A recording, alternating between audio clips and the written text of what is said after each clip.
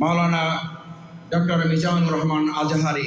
এই মানুষটার উপরে বিগত 17 বছরে যারা জুলুম করেছে, এই মানুষটাকে যারা আমাদের দেশ ছাড়া করেছে, আল্লাহ আপনি তাদেরকে দেশ ছাড়া করিয়ে দেখিয়েছেন।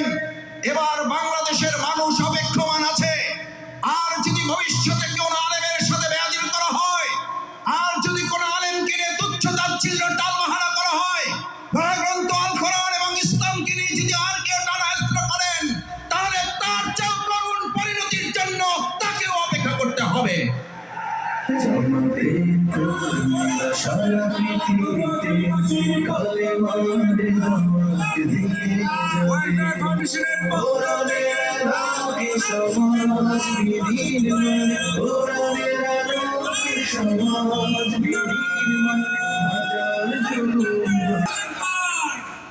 আলহামদুলিল্লাহ,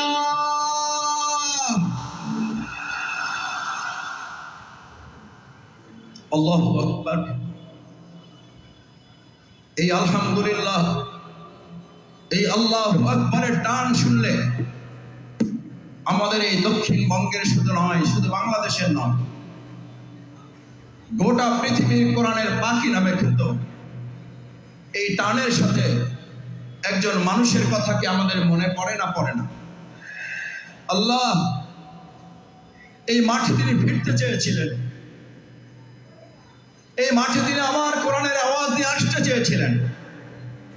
আল্লাহ আমাদের সেই কোরআনের পাখি যেখানে যে অবস্থায় আছে, আপনি তাকে মেহেরবানি করে জান্নাতুল ফেরদাউসের মেহমান হিসেবে কবুল করুন। আল্লামা দেলোয়ার হোসেন সাঈদী রাহমাহুল্লাহকে আপনি শহীদ হিসেবে কবুল করুন।